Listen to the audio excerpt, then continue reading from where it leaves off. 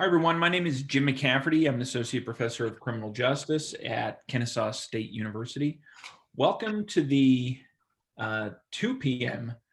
panel on stream 3. This is policy and crime. We have a really great lineup today. I just want to go ahead and let everybody know that we're going to let the presenters present, give them their time. And if there's any questions, please type them into the box at the bottom that says Q&A. And hopefully we'll have some time at the end where I can go ahead and ask our panelists questions. But without further ado, we're going to go in the order of the panel here. I don't see David or Aaron yet.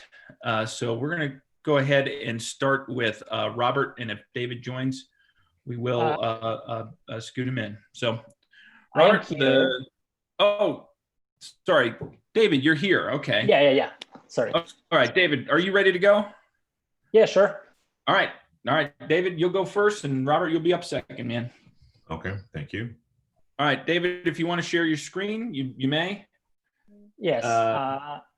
Hold on a second. Yeah, I think now you should be able to see my screen. Is that correct? You're good, man. Okay, great. All right.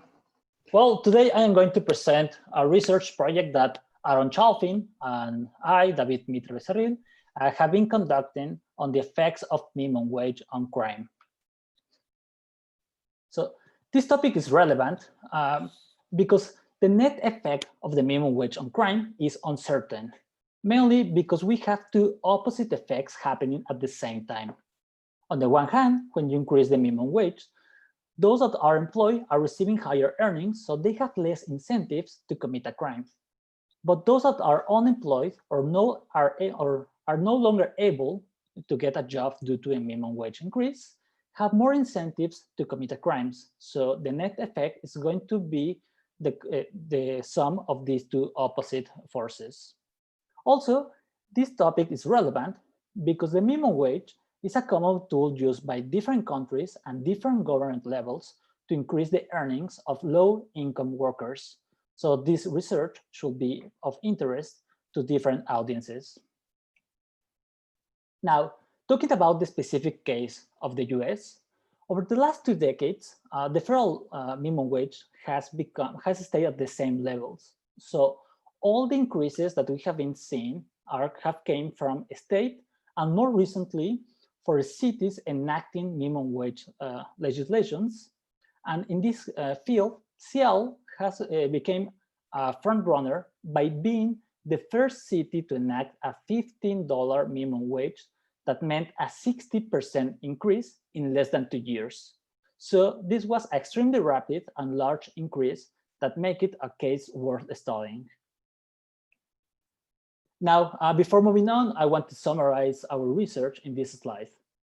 First, our research question was to assess on whether minimum wage increases influence criminal outcomes. To answer this question, we took a closer look to the Seattle experience, and our empirical method was a synthetic difference in difference estimator, and we used data from the UCR database from 2010 to 2017, and mainly we took cities that did not experience any minimum wage changes. Our main result is that we found very little evidence that the minimum wage increased crime.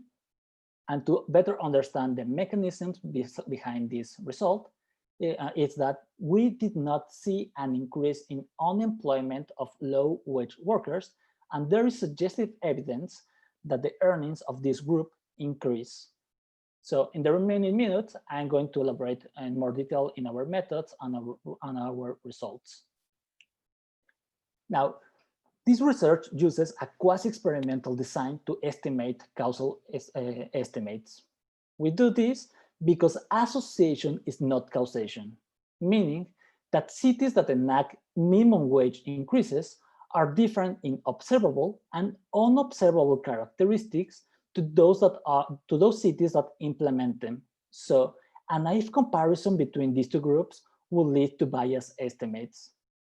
To address this concern that is called endogeneity bias, we use a synthetic difference in difference control method.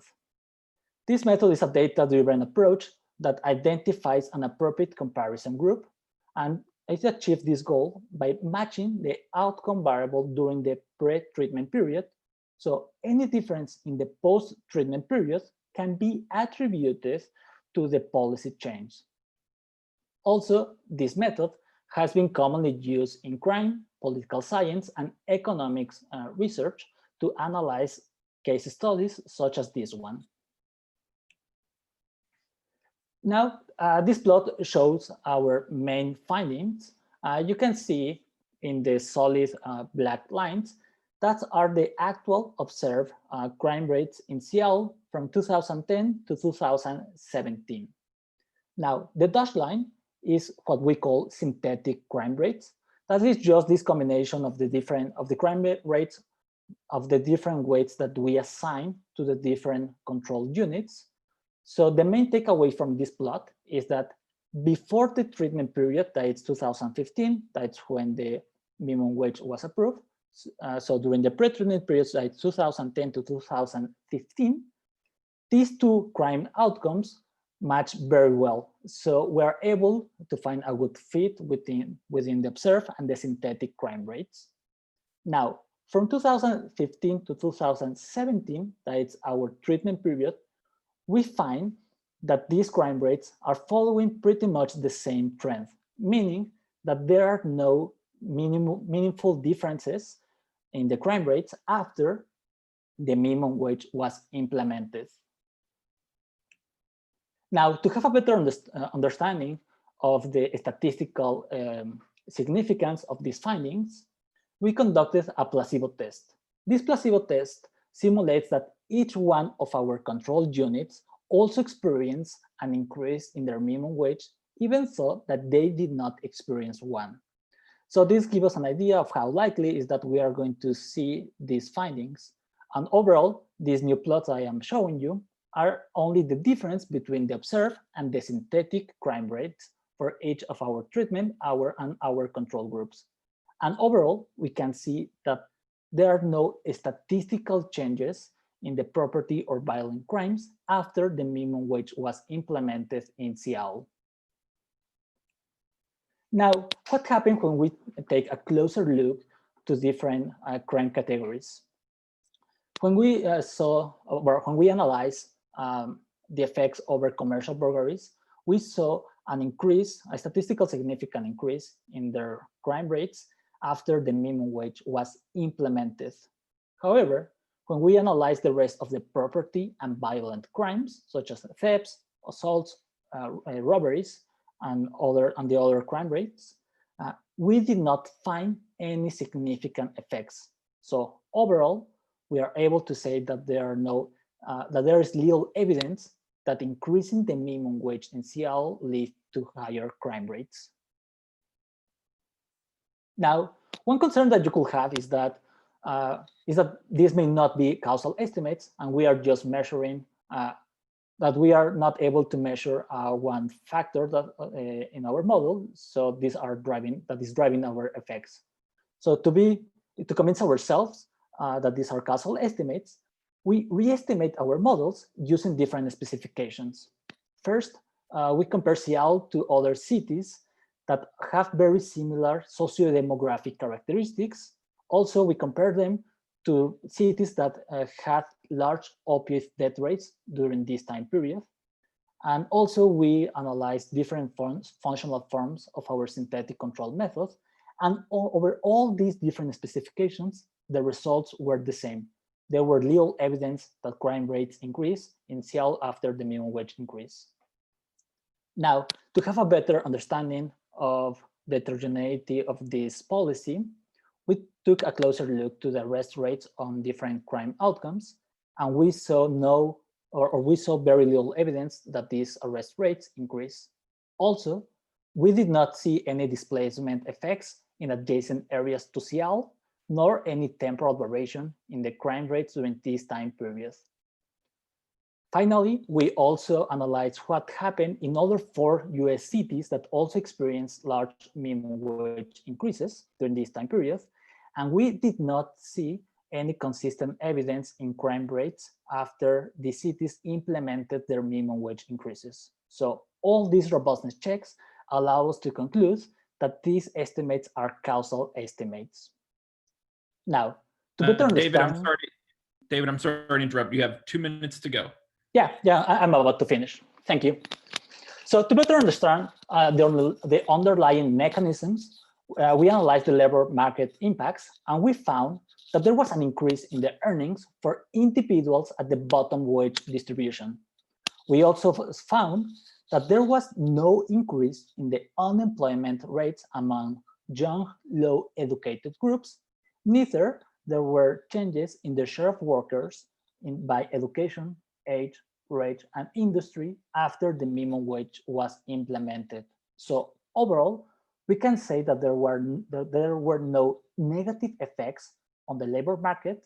Consequently, there were no negative effects on crime outcomes. Now, to conclude, the main takeaway for policymakers is that it is possible to implement large minimum wage increases without compromising public safety. However, these results are contingent on not increasing the unemployment rate for low-skilled workers, because to the extent that the unemployment rate is affected by any minimum wage legislation, then the results on crime could be different. Thank you very much. And we have in our personal websites a complete draft of our research, and we are happy to receive any feedback or questions from the audience. Thank you, David. Very interesting. I appreciate that. If you would unshare your screen, we're going to give the floor now to Robert. And Robert, you are muted.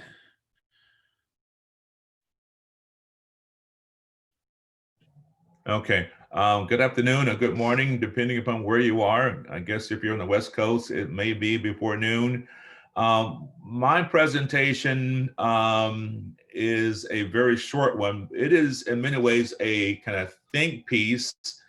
It's based upon a review of the literature, past and current literature with regard to day fines. Yes, day fines. And what we attempt to do here is to kind of raise questions about why in this country we do not use the fine concept on a larger scale. When I use that word fine or day fine in the classroom, I sometimes get blank stares. Well, what do you mean by the fine? Or, well, they understand the concept of the fine in the classroom, but they may not understand the concept of the day fine. So in its simplest terms, the day fine is a monetary penalty imposed by the courts based upon one's ability to pay. And that payment could be based upon daily income, monthly income, or annual income. It also includes the weight. It also includes rather the calibration of one's income based upon the weight of the offense assigned. So if it's a very serious offense, then the weight in the equation is much higher. And so that in many ways is the essence of the kind of the day fine concept, that we're kind of looking at a weight assigned to the offense, times a percent of your daily, monthly, or annual income. Looking quickly at the history of day fines, we've found that that we were able to trace the genesis or the beginnings of day fines to Finland in 1921, followed by Sweden, Denmark, and Norway. We also observed that in the good old US of A, in the United States, The use of the day fine has a sorry history. There have been experiments, experimental investigations with respect to the day fine concept, or rather the use of fines to keep it simple. And let me hit the pause button right here. When I'm talking about the use of fines, I'm really talking about the use of fines, as a singular penalty. Now, we tend to use it a lot in this country, but oftentimes it's linked to incarceration or custody. But we rarely use the day fine concept for a singular, as a singular penalty for some type of an offense. So again, the history of the use of the day fine or the fine concept in this country is not good. And we went back and we found articles about research conducted by the Vera Institute of Justice. And it tried to, back in the 1980s, there were some experiments for minor offenses with mixed results. In 1991, the Bureau of Justice conducted an experiment with regard to the use of the fine concept with, once more, mixed results. And I know I am probably preaching to the choir out here, but the basic point is that the US has been reluctant to fully implement the use of the day fine. And if I could hit the pause button again, when you compare what our Western European countries are doing, or nations are doing on the other side of the Atlantic, with regard to the good old US of A, we wonder why that's not the case. Why American courts, or why the judiciary has not fully embraced, completely embraced the use of fines. And I will say the obvious, that we found that American judges, perhaps to the American judges, rather, perhaps the public may see it as not sufficiently punitive. Next, there is oftentimes for judges, the issue of resources for implementation and enforcement. So that's oftentimes, that's what we see in the literature. That to us is an excuse. Then there is the point that comes from probation officers. Now, probation officers don't want their work or their positions to be commensurate with that of a bill collector. So they feel that, according to what we've been able to see, what we found in the literature, they see that as a way of kind of deprofessionalizing their careers. We also suspect, or found in our review of the literature, that the real reason is not judicial ambivalence, but rather a perception from the public that the fine is not sufficiently punitive. We are, and so again, this is a think piece. And so the point that we make here in this observation, is that as we are simply too punitive in this country, we think it is always toward the need for, we think that one, let me circle back here. I'm trying to say a lot in a short period of time here. One, that this country is too punitive. And we kind of propose, in this think piece, that part of the problem, kind of given the ambivalence and given the excuses about the lack of resources and given the lamented probation officers, is that there's a need for us to kind of revisit, who has these positions in criminal justice. And so the point that we make, in this think piece, is that there is a need, and you've all heard this before, for us to get, career politicians out of the CJ system, and to rely more heavily upon career CJ officials, as opposed to those who are elected, assuming, for example, that those who are elected are going to be kind of more responsive to their constituents and less responsive to new ideas, and opinions.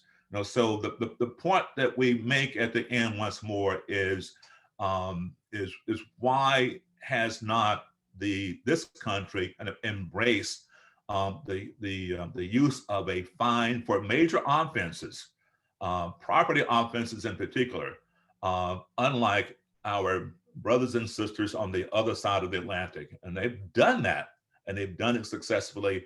And it seems ironic that it hasn't happened here, kind of given that almost everything in this country seems to revolve around money. And we're a very capitalistic society.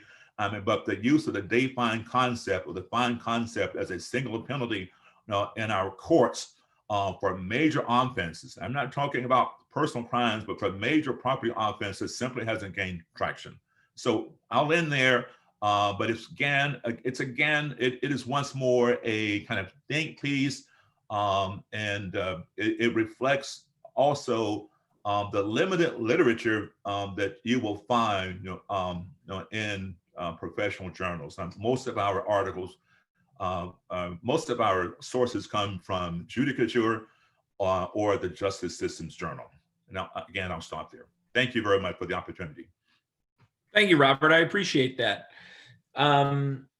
Next, we're going to give the floor to Kevin Buckler from University of Houston Downtown. Okay, thank you. I'm going to share my screen real quick. And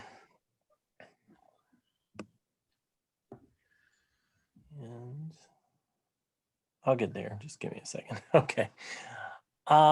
So the title of this presentation is a little different than what was in the program, so my apologies for that. But it's opening the black box of federal illegal reentry sentencing.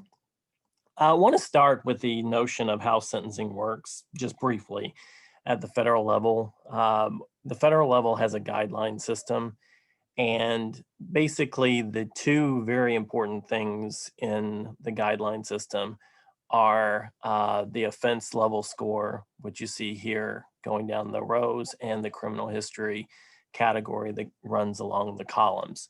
And when a judge goes to sentence someone, that judge will follow certain steps, and these are the steps. You know, they will obtain that offense score. They will make any adjustments to the offense score. For instance, if it's a hate crime, they will add points. If there's mitigating circumstances, they subtract points. And then they move to criminal history category to figure out what category you are. And at that point, they do this cross-reference to figure out, what the presumptive sentence guideline range is. So if you're talking about an offense score of 15, criminal history category of 2, you're looking at 18 to 24 months as a presumptive guideline. But even after they get to that point, they can go lower or higher using what's called downward or upward departures. But in addition, the judge, because of U.S. versus Booker, that said that these are not mandatory, they are advisory. The judge can, on their own, go outside of the guidelines. So I want to just briefly, again, talk a little bit about what then impacts sentencing outcomes and decisions, predominantly in terms of these legal factors. Obviously, the offense score criminal history category departures, and again, the source of this is the guideline manual itself, the rules that judges are expected to follow. But also, because the judges have this added discretion from U.S. versus Booker to go outside of the guidelines on their own, some of the statutory concerns can come into play. They can go in higher or lower than the presumptive guideline range based on their ideas of promoting respect for law, providing for a just punishment, affording adequate deterrence, protecting the public from future crime, the need for educational or vocational training, medical care or other treatment, the range of sentences that are potentially available, restitution issues, and then avoiding unwanted disparity for similarly situated cases or defendants. And all of these things that you see in blue are statutory concerns that the judge can basically say on their own, I'm going to vary from the presumptive guideline range. So what am I doing in this study given that context? This is a study of 179 sentencing outcomes from a specific division. of a U.S. District Court. 53 of these cases were illegal reentry cases. So I'm examining in those 53 cases, trying to understand how judges differentially apply the sentencing guidelines, and this contributes to sentencing disparity. We often think about legal and extra legal factors, but really and the legal factors in terms of how these guidelines are applied are rife for examination to understand sentencing disparity. Discussions about sentencing disparity, again, often driven by very simplistic quantitative, descriptive, and inferential data without referencing or acknowledging structure of the court and potential processes that produce disparity in outcomes. And that's really what I'm interested in, processes. And by process, I mean, how are these different judges utilizing the guidelines differently to produce disparities? There's a rich but a little bit dated tradition of ethnographic and other qualitative work on courts. I believe more is needed. I really like this quote from Lynch in 2019, where she says that when the predominant empirical method for examining criminal sentences is secondary case outcome data, courts are very easily treated as this uninhibited context, and we miss out on dynamic, variegated life that happens within them. Attorneys and judges approach cases based on the case. They're very, very rarely kind of social sciencey in their orientation, and so context and those minute details matter. And qualitative methods are, very important in terms of exploring differences within a particular offense in terms of outcomes from judges in terms of sentencing. What you see in front of you are the descriptive statistics for the 53 cases. As you see, I examined cases decided by 11 different judges. I've documented here the nation of origin of the defendant, whether there was a formal plea agreement in the case or not, the presidential appointment of the judge who decided the case. Up here, we have fast track and whether fast track was pursued. If it was pursued, was it applied? Fast track is basically a program at the federal level where if the district wants to participate, they can participate. And what that ends up meaning is that for certain cases that agreed to be fast tracked and are low in terms of criminal history score, plea bargains are established and points are deducted from the offense score for those defendants. I also document, and these are things you can't really pick up in looking at the U.S. Sentence Commission data set that they make publicly available for quantitative analysis. But I look at sentence of the court, what the United States attorney asked for at sentencing relative to what the defense attorney asked for at sentencing, based on the notion that advocacy is important and we can't pick that up very well through quantitative methods. Up here we have, this is basically the guideline range that's established by the court, the presumptive guideline that the defendant is being sentenced under. We have year of the sentence, and then whether it was trial verdict, male defendant, and then whether it was a public defender or a private attorney. So I want to just kind of walk through some of these findings real quick. First of all, you see 3 columns. It's very important when you look at sentencing to not think of it as all cases are created equal, because there are differences in cases that either put absolute constraints on the judge, partial constraints on the judge, or where the judge has complete discretion. And what I mean by this is, for instance, there were 2 cases, 2 out of 53, where the judge had like a guideline range of 41 to 51, but the mandatory maximum in that particular case that they could give was 24 months. So a judge could absolutely not go further than that. So those cases are kind of set aside as their own group. And then I have— Kevin, I'm sorry to interrupt, Kevin. You got 2 minutes to go. 2 minutes, okay. Then I have partial discretion cases. And one of the things that I found here in terms of plea bargaining is that only 2 of the 8 judges rejected a plea, who had the opportunity to do so, rejected a plea deal. And one particular judge was very aggressive about it in terms of analyzing the criminal history of the person and rejecting the plea deal on the basis of that. So really, one judge had a tremendous influence on what was going on in terms of variation in these cases that had a plea deal in place. And I'm going to skip over to the complete discretion cases. Judges differentially use criminal history. There was one judge that was very activist and very analytical. He would say, okay, your criminal history score is this, but you have all of these arrests that didn't result in a conviction for whatever reason, and I'm going to take that into consideration when I sentenced you. Other judges use criminal history to kind of stave off defense requests for a lighter sentence. And that was kind of differential. Others were more offense focused. One in particular that's coming to mind, he was really focused on DUI offenses. And if you had DUI offenses and multiple DUI offenses in your record, it didn't bode well for you.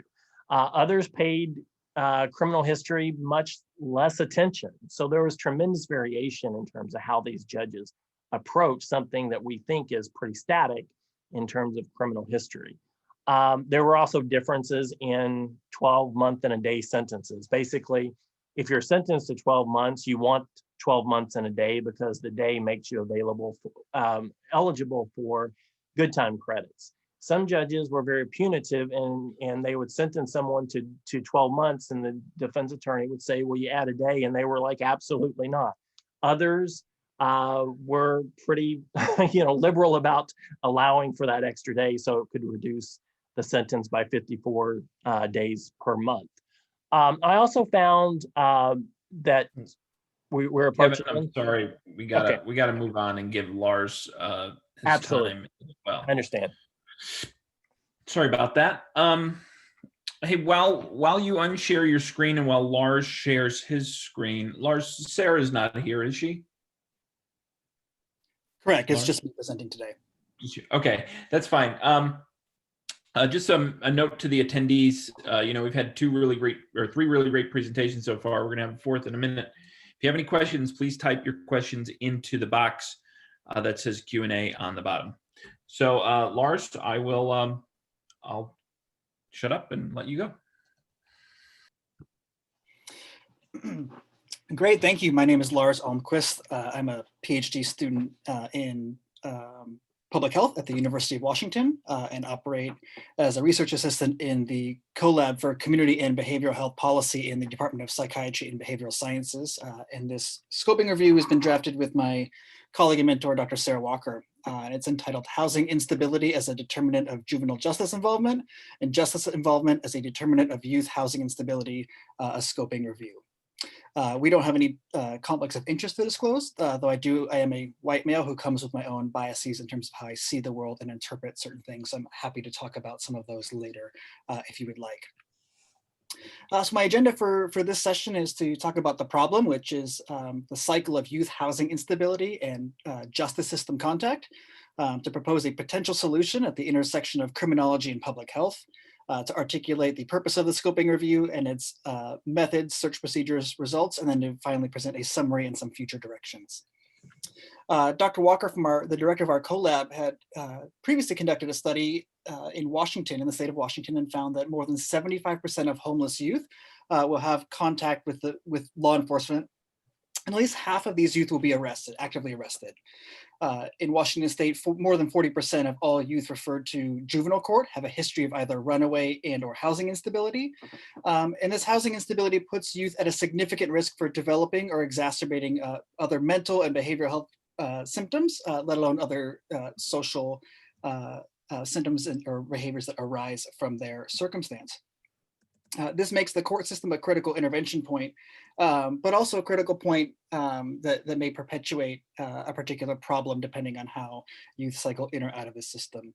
So what we've noticed is that there's a cycle between youth housing instability that may lead to survival behaviors, such as survival sex, drug use, stealing, for basic items and to survive, that invites law enforcement or justice contact, and that upon release, they're released into a situation of housing instability where they have to engage in survival behaviors, and that system continues.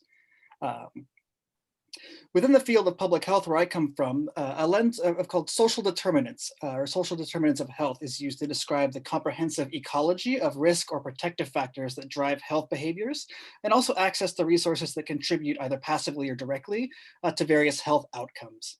Within this framework, individual exposures and outcomes don't occur in isolation, but rather occur within the wider context of the entire course of an individual's life and the social and environmental context in which that life is lived. A driving inquiry behind this scoping review asks, if we bring the paradigm of social determinants into the literature on youth engagement with the justice system, how would that shift how we think about delinquency, youth criminality, and the juvenile justice system more broadly? And how would that shift how we engage particular intersections, such as the intersection of justice involvement for youth facing a social and environmental context of housing instability? The current study aimed to synthesize and evaluate the state of the literature regarding an integration of a social determinants of health lens within the juvenile criminal research literature. The review emerged from three primary research questions on our end. First, what is the state of the literature regarding the impact of youth housing instability and justice system involvement as determinants of one another? Second, what are the theoretical frameworks informing this research? And third, what implication do these findings hold for the next generation of juvenile justice-focused interventions? Lars, I'm sorry to interrupt. Your PowerPoint are you intending to show a PowerPoint? I'm just seeing a black screen with a white line down the middle. And it looks like some other panelists are as well. Oh, okay.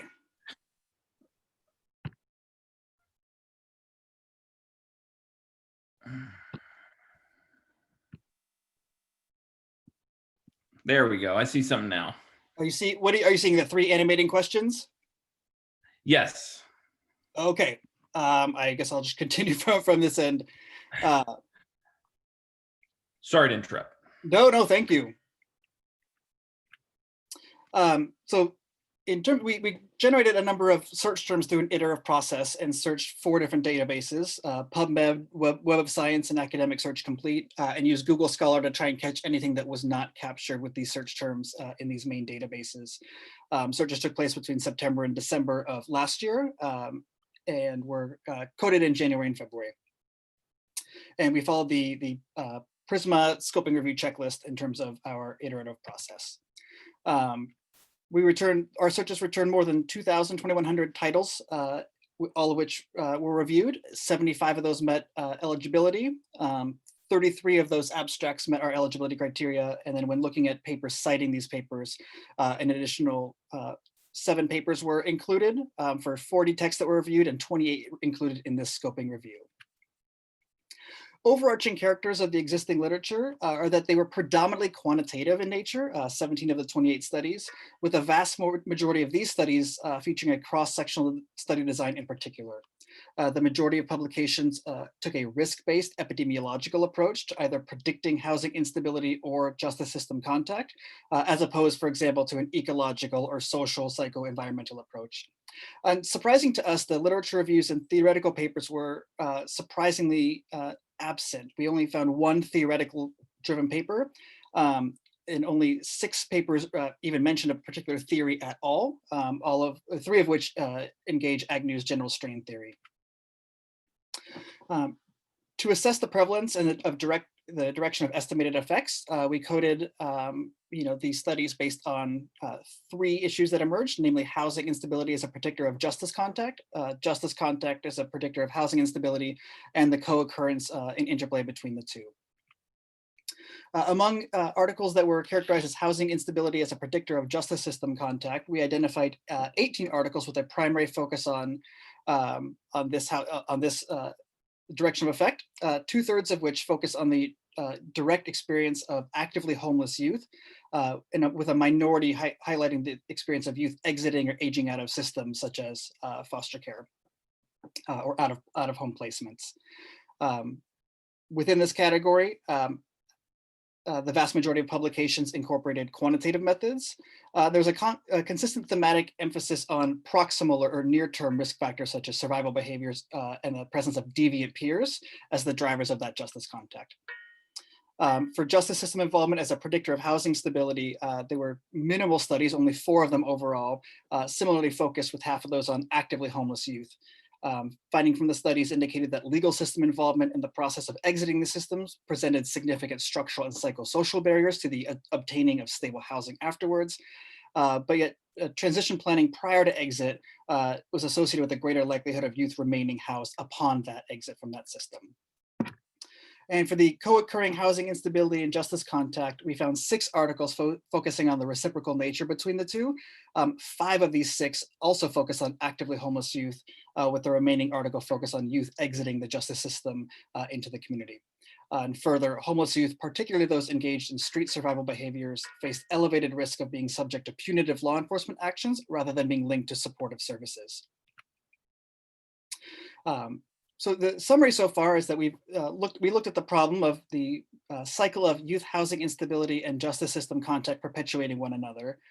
We attempted to seek if there was a solution in the literature, namely the intersection of the criminology literature with the lens of social determinants of health that arrives out of the public health field. And then I cited the purpose, methods, and results of this scoping review. As a summary, the literature was overwhelmingly quantitative within that cross-sectional. It focused on risk behaviors of actively homeless youth, and it lacked an application of theoretical frameworks. And surprising to us, there was literally 0 engagement of the language of social determinants, the theory of social determinants, or applying that framework to the issue of youth housing instability and justice contact. Some future directions that we've identified are the need for more encompassing frameworks and cross-system partnerships. There's a potential for interdisciplinary collaboration between the fields of criminology and public health, in particular to apply a social determinants lens to engage some of these issues more upstream instead of reacting to them as proximal factors such as engaging survival behaviors. There's a potential to shift a justice response to a community-based services response to engage some of these needs. And there was some hope, despite some of the absences that we found. There is some hope that youth who are linked to post-exit housing options, so like while they were in a particular system but linked to these housing options as they were approaching exit, when they were linked to housing options and relevant social services, those youth were more likely to obtain stable housing and thus avoid future contact with the justice system. And finally, interventions at the justice system level hold promise for reducing youth homelessness for those in contact with the system, which has the concurrent benefit of having those who are released from the system not engaged in particular behaviors, circumstances, environments, or an ecology that may lead them to further contact with that justice system. I can more than happy to share a number of the references that we've worked with in this scoping review. And if you have any questions, I'd love to hear from you. My email address is at the top. You can find me on Twitter at almquist.lars or almquist_Lars, or you can visit us at the uwcolab.org and find out more about what we're working with. Thank you. Thank you, Lars. That was great. Sorry to have to interrupt you in the middle of it. It's the first time I had to do that today.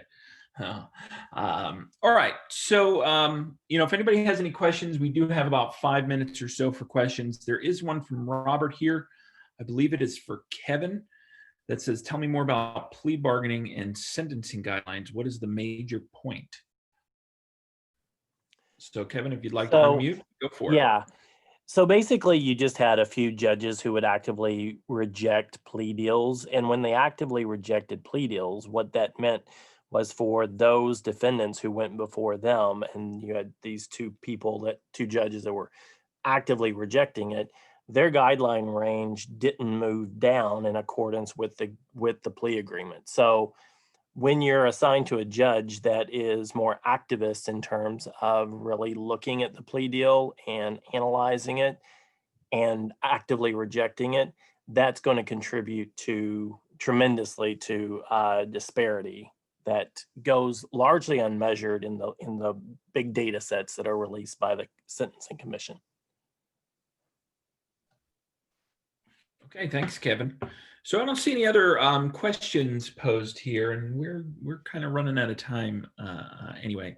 So I just want to say a few things kind of to wrap things up here. First, I just want to say thank you to the presenters today. Thank you for your work. Thank you for your time. And thank you for joining us. I'd also like to thank the attendees as well for coming. This has been this is my last panel of the day. This is panel number 6 on the day, or 7 on the day for me. whatever the math works out to. And it's just been a great day overall. So thank you so very much. There's going to be a new host on this stream starting at 3 o'clock. That'll be Bobby Tickner. So when I wrap this up here in a moment, everybody's going to get kicked out. So if you want to kind of come back to this stream, whether you're presenting in this stream next or whether you are going to be an attendee on this stream at 3 o'clock, you're going to have to re-click the link and rejoin. So thank you very much. I appreciate you attending CrimCon, and have a nice day.